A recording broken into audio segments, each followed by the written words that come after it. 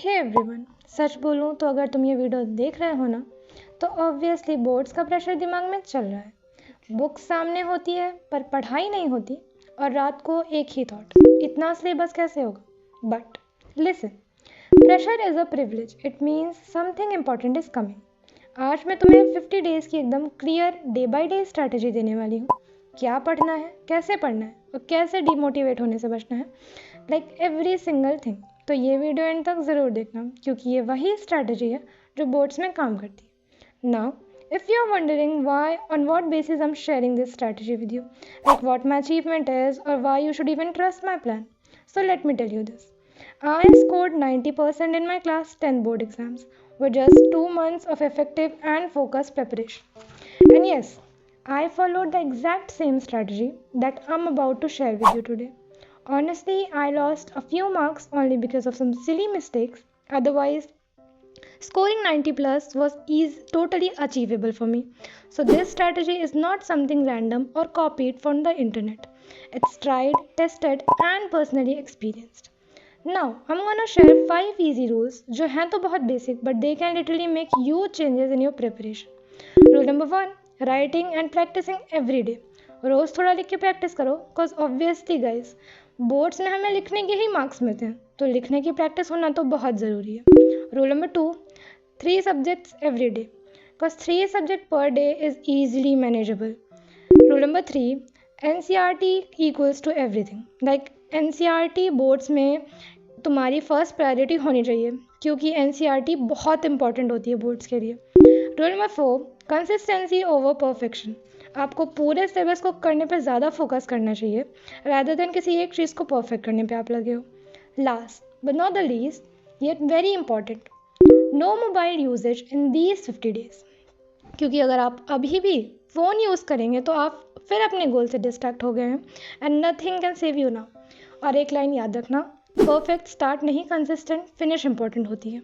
Now let's move on to 50 days strategy, जिसको मैंने 10 days में डिवाइड किया है। Day 1 to day 10 syllabus touch phase. Daily routine होना चाहिए, सुबह 2 घंटे फिजिक्स पढ़ो, शाम को 2 से ढाई घंटे मैथ्स या बायो पढ़ो। मैथ्स और बायो में तुम वाइस वर्सा कर सकते हो। रात को 2 घंटे तुम केमिस्ट्री पढ़ो। अब करना ये है कि इन सब्जेक्ट्स को वन शॉट्स में देख लो and let me know if you want to know कि मैं कौन कौन सी वन शॉट की प्लेलिस्ट फॉलो करने वाली हूँ for all subjects in these 50 days. रात में सोने से पहले मेक श्योर टू रिवाइज जो भी तुमने दिन भर में पढ़ा हो।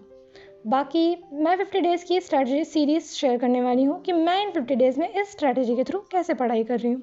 सो make sure to subscribe my channel if you also want to join this with me. और एक दिन में मिनिमम 2 से 3 चैप्टर्स कंप्लीट करने का ट्राई करो। अब इस 10 डेज़ फेज़ के बाद सिलेबस काफ़ी कंप्लीट हो जाएगा तो अब फेज़ 2 स्टार्ट होगा जिसमें जो चैप्टर्स पढ़ चुके हो ना उनके क्वेश्चंस प्रैक्टिस कर लो फ्रॉम NCERT एंड रिवाइज दो चैप्टर्स। और बचे हुए जो चैप्टर्स हैं ना इनकम्प्लीट, उन्हें कंप्लीट करने की कोशिश करो। सो बेसिकली इन 10 डेज़ को तुम खुद टोटली रिवाइज और NCERT प्रैक्टिस और लेफ्ट चैप्टर्स के को डेडिकेट कर दो। And remember, revision is not a repetition, it's reinforcement. यहीं पे सिलेबस दिमाग में बैठना स्टार्ट होगा। फेज़ 3 तुम्हारा आता है जिसको तुम डे 1 21 टू डे 30 तक फॉलो करोगे, जिसमें PYQs करने होंगे, आंसर राइटिंग करनी होगी। ठीक है, यहाँ से गेम सीरियस होता है। रोज़ का टारगेट रोज़ ही करना होगा। सब्जेक्ट 1 एक दिन में कोई भी एक सब्जेक्ट उठाओ और उसे पूरे दिन उसके क्वेश्चंस प्रैक्टिस करो, रिपीटेड क्वेश्चंस पे फोकस करो and that's it for this phase. अब तुम्हारा डे 31 टू डे 40 वाला फेज़ स्टार्ट होगा जिसमें तुम मॉक टेस्ट दो, सेल्फ चेक करो। इस फेज़ में सच में तुम्हें बहुत डर लगेगा क्योंकि इस फेज़ में सच सामने आता है। इसमें तुम्हें डेली रूटीन करना होगा जिसमें तुम्हें 3 घंटे मॉक टेस्ट देना होगा और मिस्टेक्स एनालिसिस करनी होगी। रात को वीक टॉपिक्स जो भी तुम्हें लगें कि तुम्हारे वीक टॉपिक्स हैं उन्हें रिवाइज करो। और अगर मॉक टेस्ट में मार्क्स कम आ रहे हैं ना तो डीमोटिवेट मत होना क्योंकि low marks are feedback not failure. यहाँ से तुम सीख लेना कि तुम्हारी क्या गलतियाँ हैं और इन्हें तुमको कैसे सुधारना है। ये फेज़ तुम्हें स्ट्रॉन्ग बनाएगा तो डेफिनेटली इस फेज़ को तो ज़रूर फॉलो करना।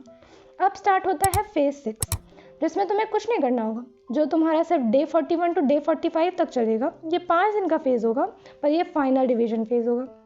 अब कोई नया चैप्टर पढ़ने की कोई भी नीड नहीं है। अब सिर्फ स्ट्रॉन्ग चीज़ें करो, जैसे कि शॉर्ट नोट्स रिवाइज़ करो, फार्मूलाज रिवाइज़ करो, डायग्राम्स करो, इंपॉर्टेंट क्वेश्चंस करो। अब नया सीखने का टाइम तो बिल्कुल भी नहीं है, जो आता है उसको परफेक्ट करने का टाइम है और वही करो। फेज़ 7 स्टार्ट होता है तुम्हारा डे 46 टू डे 50। इस फेज़ में तुम रिवीजन करो through mind maps, short notes and question practice करो फॉर योर अपकमिंग पेपर, क्योंकि अब तो पेपर भी आने वाला है। And lastly I want to say it's not about how you started, it's about how you finish. तुम्हारा पास तो भले ही हो सकता है, पर फिनिश स्ट्रांग होनी चाहिए। और अगर ये स्ट्रैटेजी थोड़ी सी भी हेल्पफुल लगी हो ना यार, तो लाइक कर देना, कमेंट्स में लिख देना एज अ मैनिफेस्टेशन ही सही, I scored 90% in my boards, because if you will follow this strategy with honesty then you will. और इस वीडियो को उस फ्रेंड के साथ ज़रूर शेयर करना जो अभी भी बोल रहा है कल से पढ़ूंगा, बिकॉज ब्रो कल एक मिथ है, आज सिर्फ रियल है। All the best, and again, if you want to join 50 days board series, then make sure to subscribe my channel and also hit the bell icon